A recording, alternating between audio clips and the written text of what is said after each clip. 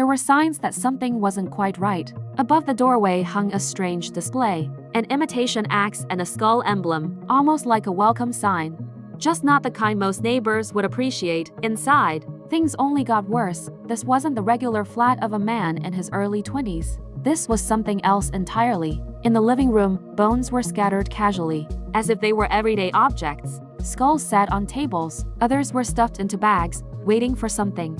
In the kitchen, more remains lay out in the open, not hidden, not concealed, just there. It wasn't just disturbing, it was deliberate. And then there was the attic. As detectives climbed into the dark loft space, they were hit with the thick smell of incense. Hanging from the ceiling was a stuffed gannet suspended by string, a strange, symbolic presence like something meant to watch over the room. Further inside, they found makeshift altars, candles melted into bottles, books scattered everywhere on black magic, witchcraft, cannibalism, experimental music, even long, hooded garments, like something pulled straight out of a low-budget cult movie. At this point, it was hard to tell what they were looking at, a performance, a belief system, or just a group of people who had taken things far past the point of explanation. Either way, this wasn't just grave robbing anymore. The people behind all of this weren't some hidden cult operating in the shadows. They had names. The flat itself belonged to John Mylott, aged 21, from Northcote Street in Arthur's Hill, Newcastle.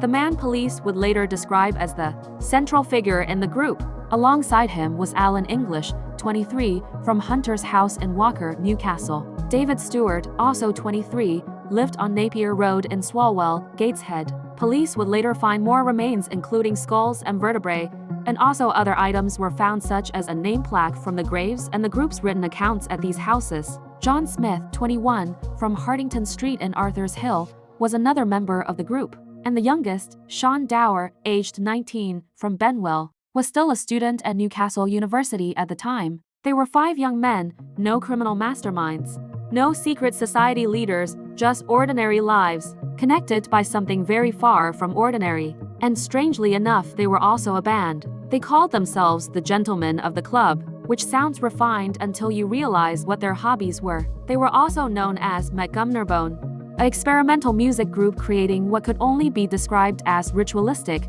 droning soundscapes. And their instruments? That's where things take a turn, because detectives discovered that some of the bones taken from the graves hadn't just been collected, they had been modified.